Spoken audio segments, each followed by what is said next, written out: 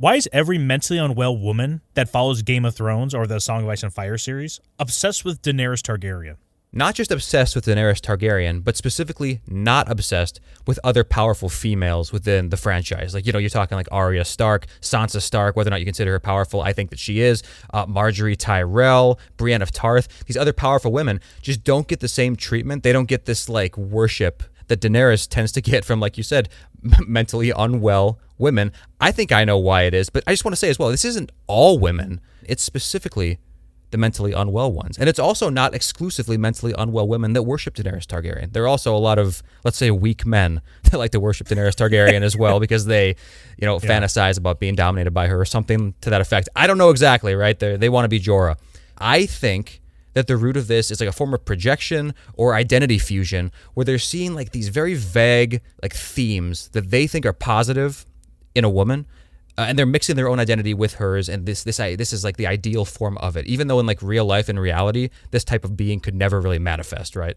Correct, yeah. As soon as they have infused themselves into this character and they can see themselves there, any criticism of this character then becomes an attack on themselves. And that's why it gets really kind of gross as soon as you make a maybe 15, 12-minute video on why Dany is so dumb. Check it out here on our channel. Well, we break down at least season 1 Dany, and we go down point by point, logically why this character is at best inconsistent, at worst the dumbest character.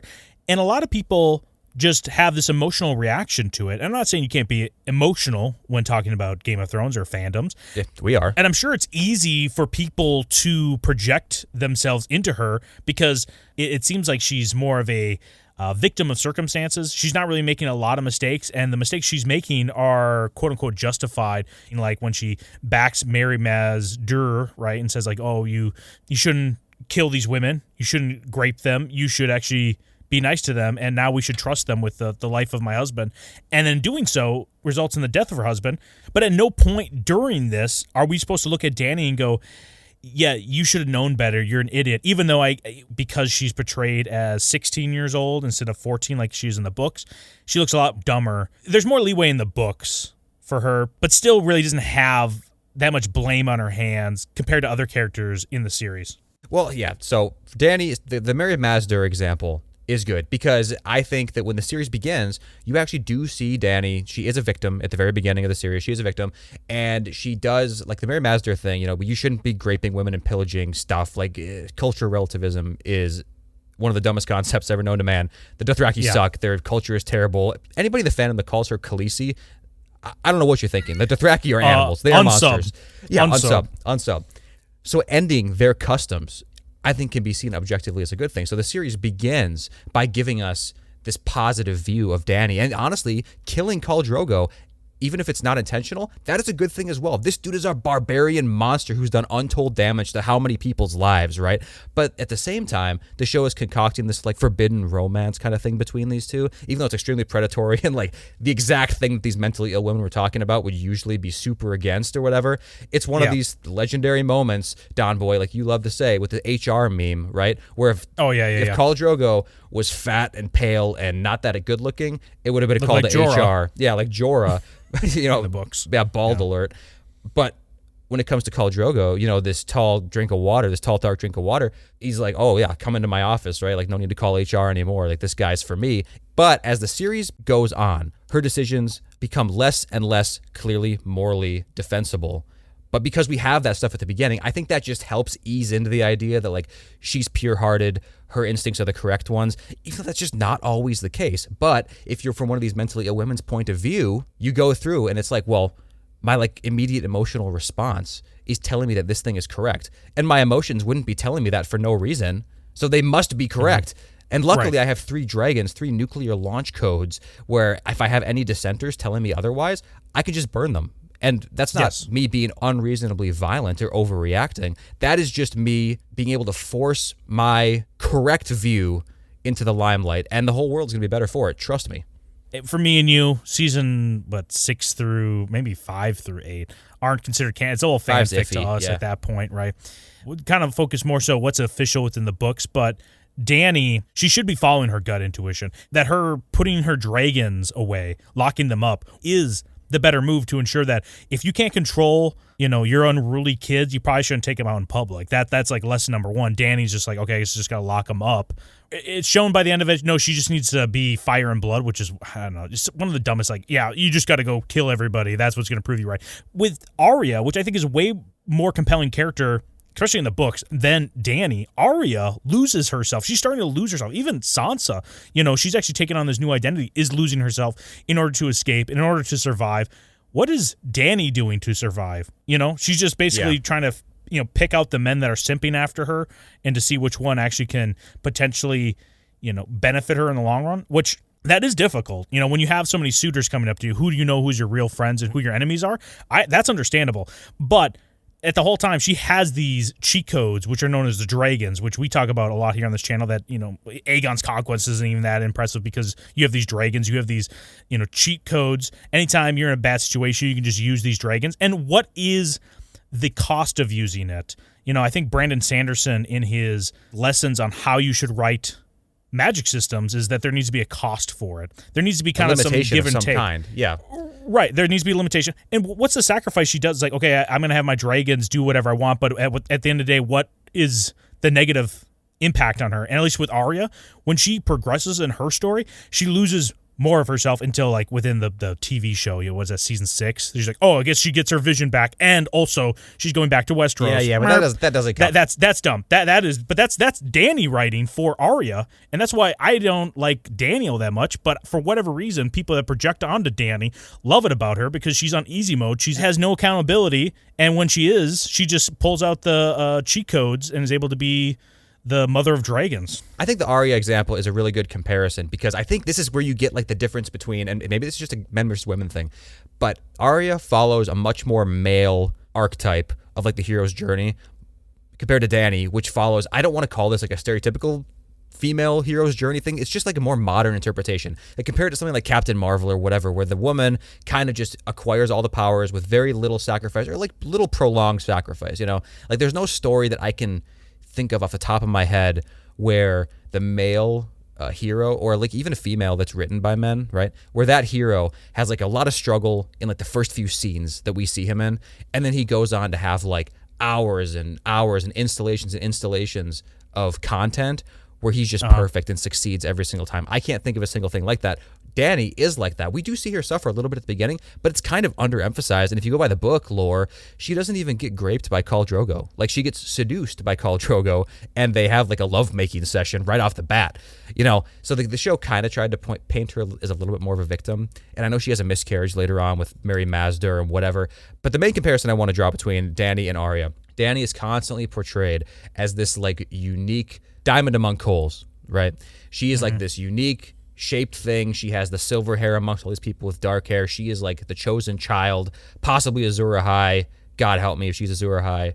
To break the wheel and to rise up above every system that exists and dominate it and usher in this new age of equality that only she can comprehend because everybody else is an oppressor. She's surrounded by them, but she's kind of corrupting people to this positive way of living.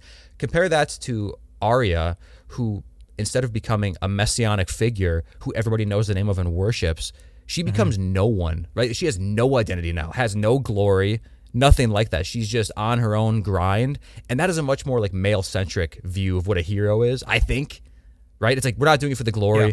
We're doing it for like the cause, for the purpose. And Dany, like, obviously she says she does that too. But we know that's not entirely true. And this is why people can project themselves into it, because she's able to have all of these insane flaws that would completely sabotage this way of life in any other situation, right? Like the emotional like whiplash back and forth, that would never hold. It would scare the people around you, your advisors. So we talk about Arya here a little bit, but Sansa, who is a POV character, so we get as much time with Sansa. Actually, I don't know the chapter breakdown, who actually has more. But, Sansa we get POV chapters of from the very beginning as well. And for whatever reason, we don't have the, as much of unhealthy relationship with Sansa, or these women, I should say, unhealthy relationship with Sansa as they do with Dany.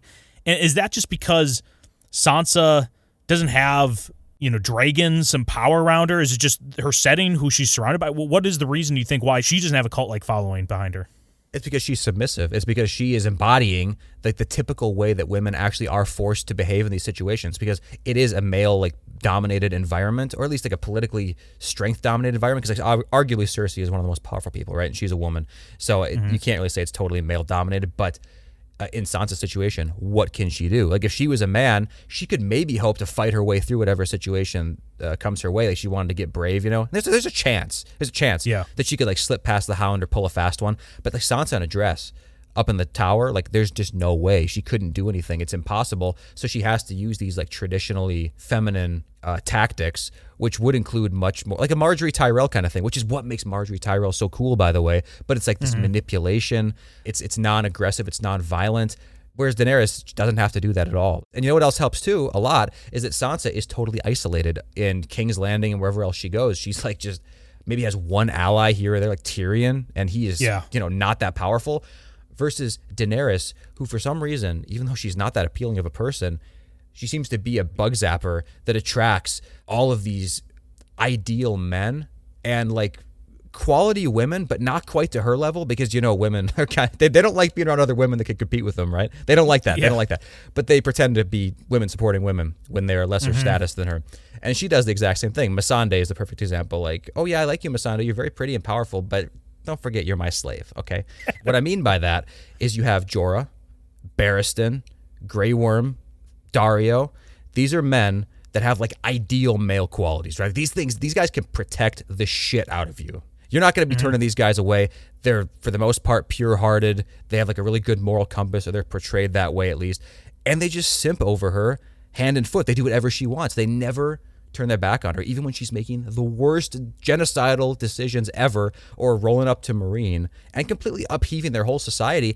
And in that moment, Dany even does have some doubt, like, man, I don't know if I should be doing this. You know, I'm kind of wrecking everything. I'm hearing these firsthand accounts of people getting fucked, even slaves wishing they could go back to being slaves. And then no, her little peanut gallery support squad's like, no, you are doing exactly the right thing, honey. You keep going. You do you.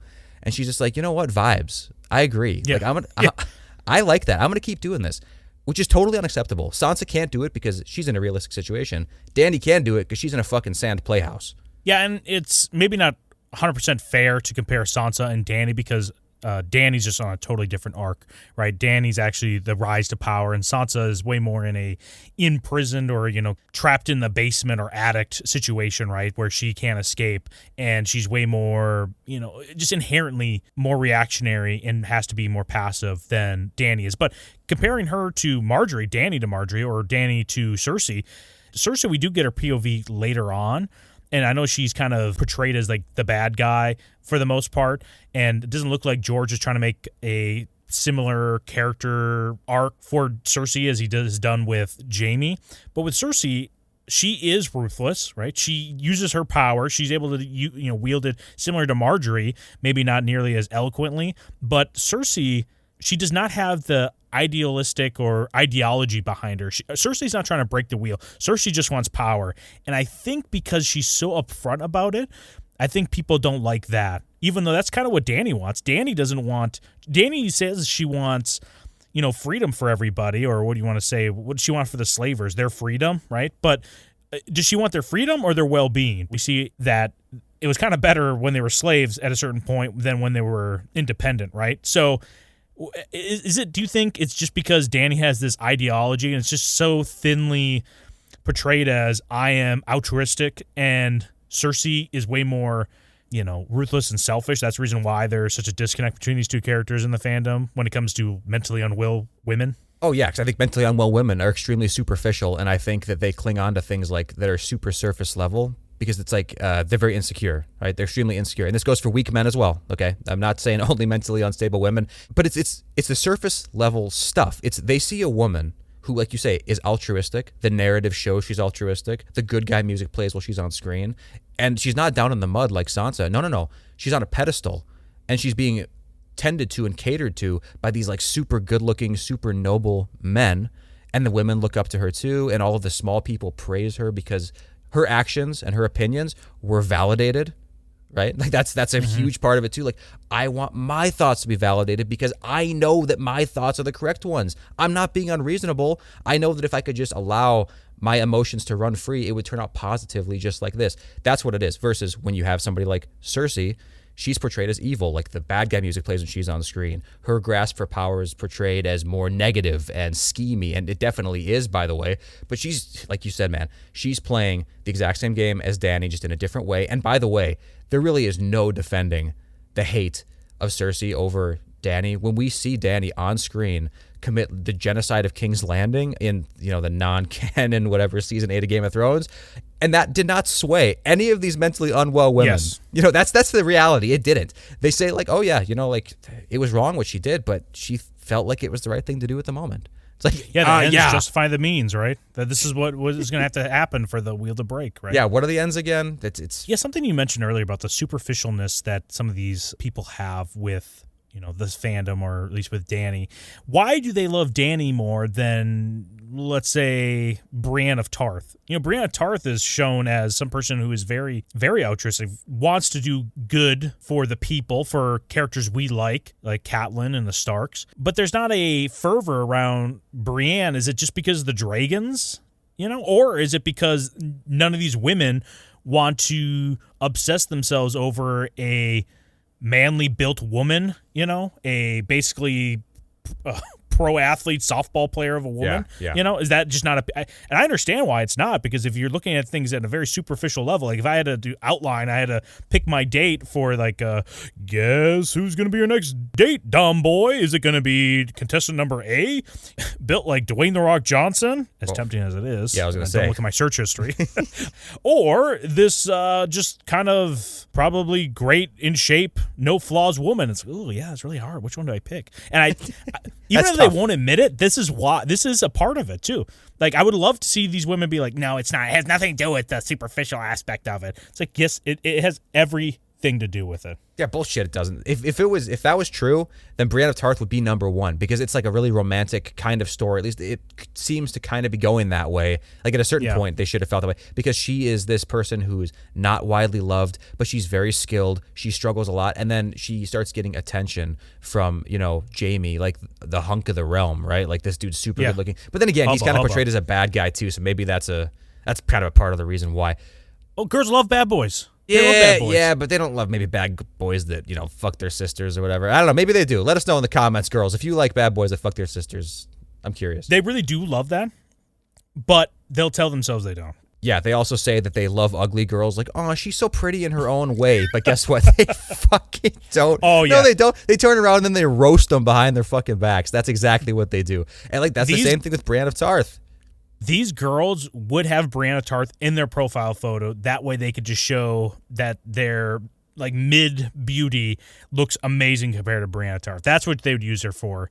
Oh yeah, like they're standing right next to him too. Like, look at my beautiful friend, and she's sitting there smiling. Dude, poor Brienne. Poor Brienne. I know. Yeah, this makes me want to be with Brienne, okay? I feel really bad for her. She deserves love. She really does. But again, I think another reason for that might just be that she's too masculine as well. Like Dany kind of has, I think women see Dany as what they think men see other men as, like the ideal man, right? Like they think that Dany is, to them, what men see in their heroes, which is just not the case.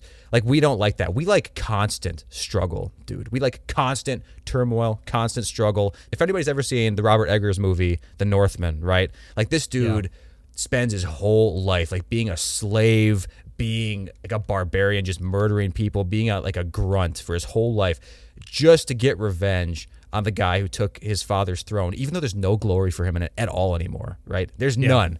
It's purely for the justice of it, right? And then along the way, he meets a girl and is able to have a child before he dies, right? His seed gets to live on. That's the male dream. The male dream isn't everything I say goes, and anybody disagrees with me, you get put to the sword, and then everybody cheers and claps for me. That's not the reality of how men see heroic men.